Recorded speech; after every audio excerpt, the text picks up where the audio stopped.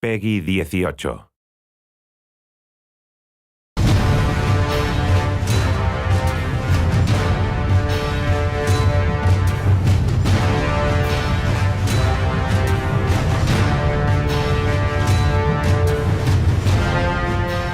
There's a lot of things that make Lord of the Rings stand above all other fantasy. One of the really strong ones is the notion of fellowship. And it means that a group of disparate people, different races, different skills, realizing that they have to work together. You have the central character of Frodo, who has to do this impossible task. And he surrounds himself with facets of his personality that he doesn't quite have that make him more of a accomplished kind of person. The fellowship is sort of the central piece of the movie. And without that, there's nothing. There's no movie, there's no quest. Fellowship is like friendship on steroids. All these people that you never thought would have been acquaintances, let alone friends, put aside their differences for a greater cause. What's unique about the War of the North is that it allows you to push into an area of the world that you haven't been into, and with characters that you don't necessarily know.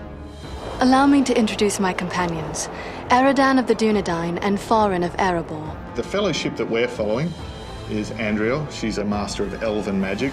And then there's Eridan, who is a ranger. And finally, we have Farin. Farin the dwarf, he's from Erebor, the Lonely Mountain. And he's very much a grizzled veteran. He's seen a lot of battles. He definitely knows what he's doing too. He's killed tons of orcs and he's willing to kill some more. He kind of enjoys it.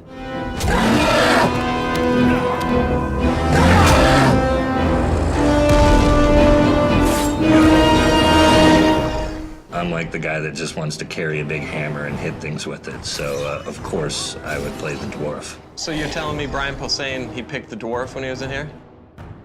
He looks like a giant dwarf. That makes sense to me.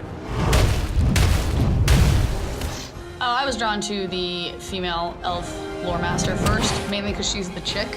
And I feel like you don't always get the option to play as a girl. She's basically a secret agent, and she is a great fighter. She's, a few centuries old, so she definitely knows her way around. You have, your Dunedain ranger like Aragorn, so that's cool. He's been sent on a mission from Aragorn to accompany the other members of the Fellowship. He's able to see footprints, because obviously he's a ranger, and if you follow those footprints, it will lead you to something, whether that be treasure or, a bad guy or a secret door. I feel like the human ranger has a really diverse set of skills and access to a diverse range of weapons. You can also play as different characters. You can go back in and I was an elf last time, I feel like being a human this time.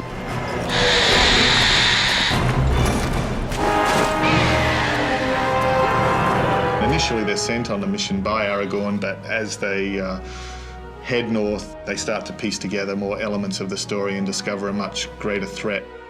Agendaur is a lieutenant of Sauron, and he's been entrusted as Sauron's right hand in the north. So his mission is to gather armies in the north and unite them in an army and bring them down to crush Minas Tirith from the north.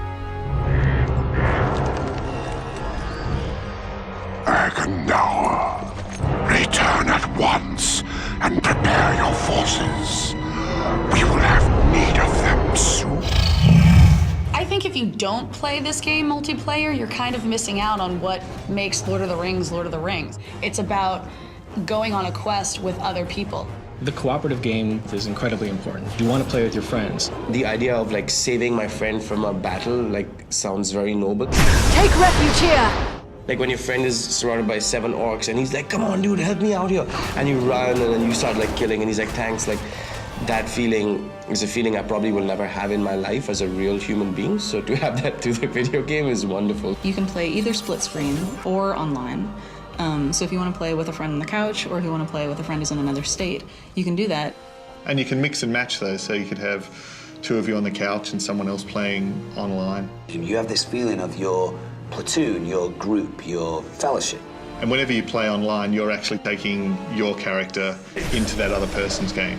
And the experience and the loot that you gain in that other person's game, you keep that and you retain that and you bring that back to your own game as well. It's just really trying to create something that is immersive, that people want to play again and again.